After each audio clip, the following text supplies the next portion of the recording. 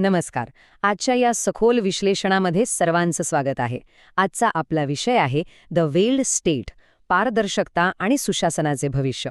प्रशासन कसं चालतं, निर्णय कसे घेतले जातात आणि सर्वात महत्त्वाचं म्हणजे आपल्यापर्यंत नेमकं काय पोहोचतं आणि कोणती माहिती जाणीवपूर्वक अडवली जाते, या अत्यंत गंभीर पण तितक्याच रंजक विषयावर आपण आज थेट बोलणार आहोत.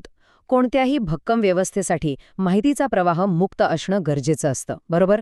पण तोच जेव्हा कुठेतरी थांबतो तेव्हा साहजिकच अनेक प्रश्न निर्माण होतात. आज आपण याच प्रश्नांच्या मुळाशी जाणार आहोत. आता इथे एक गोष्ट लक्षात घ्या. कोणत्याही व्यवस्थेत नेहमी दोन प्रकारची माहिती असते. एका बाजूला असते बाजू अ, म्हणजे अशी माहिती जी आपल्याला अधिकृतपणे सांगितली जाते. जसे की एखादी नवीन मोठी योजना जाहीर होते तेव्हा ती या बाजू अ मध्ये येते.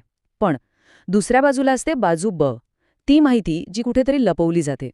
म्हणजे बघा, योजना तर जाहीर होते, पण त्यामागचा डेटा, त्यामागचा खर्च एकदम धूसर असतो.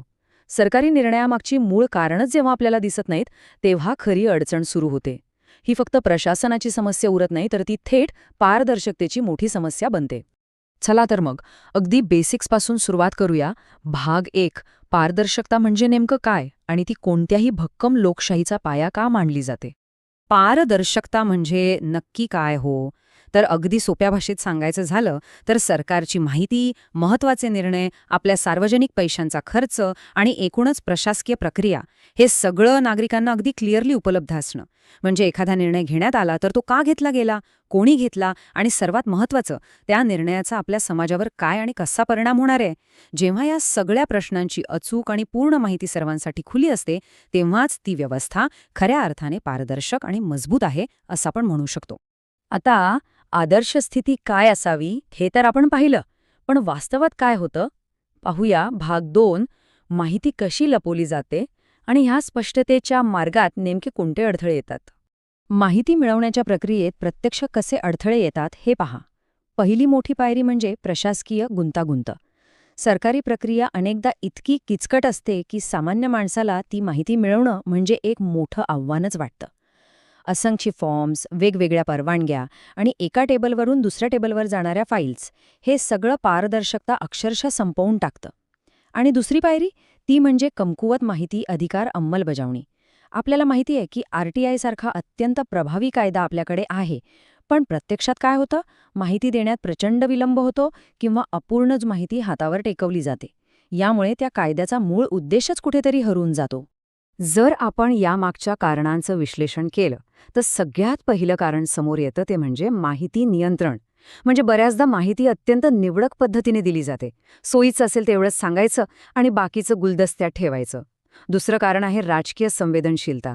काही निर्णय राजकीयदृष्ट्या इतके नाजूक असतात की त्यांची माहिती जाणीवपूर्वक सार्वजनिक करण्यापासून टाळली जाते. आणि तिसरं, आजच्या काळातलं अत्यंत महत्त्वाचं कारण म्हणजे डिजिटल पारदर्शकतेचा अभाव. आपण डिजिटल युगात आहोत असं म्हणतो, पण आजही बजेट, कंत्राटं, मोठे अहवाल एकाच ओपन प्लॅटफॉर्मवर सहज मिळत नाहीत. डेटा सर्वत्र असा विखुरलेला असतो की तो शोधणं म्हणजे भुसाच्या ढिगाऱ्यात सुई शोधण्यासारखं असतं. आता थोडा वेळ थांबून या परिस्थितीच्या गांभीर्यावर विचार करूया. भाग 3, पारदर्शकतेचा अभावाचे परिणाम आणि या गुप्ततेची आपल्याला मोजावी लागणारी किंमत. जेव्हा व्यवस्था अशी बंदिस्त होते ना, तेव्हा समाजाला त्याचे काय आणि कसे चटके बसतात हे समजून घेणं अतिशय महत्त्वाचं आहे. हे समजून घेण्यासाठी एका उदाहरणाचा विचार करूया.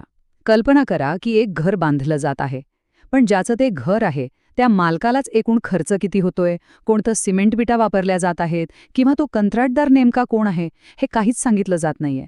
वारंवार विचारूनही जर उत्तरे मिळत नसतील तर साहजिकच तो मालक त्या कंत्राटदारावर कसा काय विश्वास ठेवणार? शक्यच नाही, हो ना? हेच उदाहरण तंतोतंत आपल्या प्रशासकीय व्यवस्थेला लागू पडतं.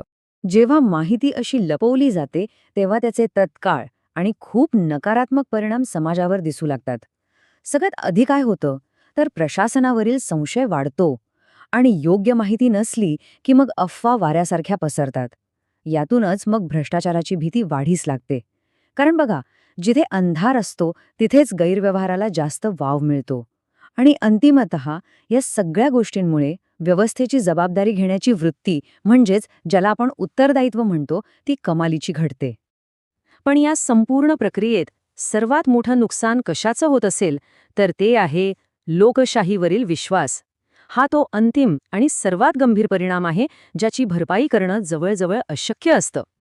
पण थांबा, आपण फक्त समस्यांवर बोलून थांबणार नाही आहोत.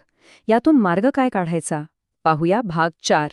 पारदर्शकता वाढवण्यासाठी उपाय आणि या संपूर्ण व्यवस्थेची पुनर्बांधणी. ही बिघडलेली घडी पुन्हा कशी बसवता येईल यावर आता लक्ष केंद्रित करूया.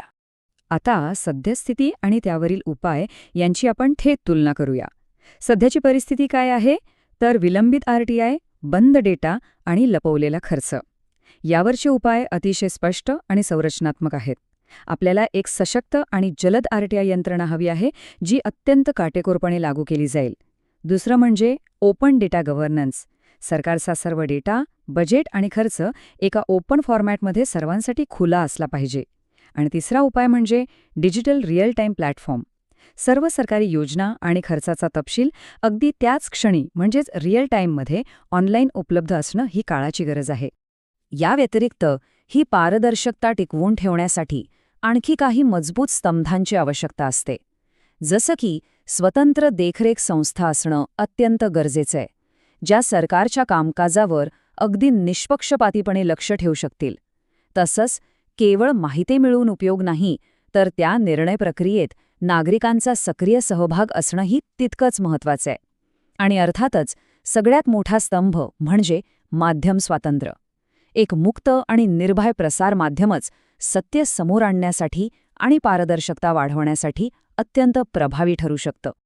या संपूर्ण विश्लेषणाचं सार आपण एका साध्या समीकरणात मांडू शकतो. बघा, पारदर्शकता म्हणजे काही कायम सरकारवर संशय घेणं नव्हे, तर ते सरकारला जबाबदार धरणं आहे. जेव्हा माहिती लपवली जाते तेव्हा सत्तेचा समतोल बिघडतो आणि एक मोठा असमतोल निर्माण होतो. पण याउलट जेव्हा माहिती खुली असते तेव्हा ती सत्तेचा मुख्य आधार बनते आणि त्यातूनच आपली लोकशाही खऱ्या अर्थाने भक्कम होते. या सखोल विश्लेषणाच्या शेवटी एक अत्यंत महत्त्वाचा प्रश्न उभा राहतो. व्यवस्थेतील पारदर्शकता कमी होण्याचं सर्वात मोठं कारण नेमकं कोणतं असावं? राजकीय दबाव, वाढती प्रशासकीय गुंतागुंत, माहिती अधिकाराची कमकुवत अंमलबजावणी की मग आपल्याच नागरिकांमधील जागरूकतेचा अभाव?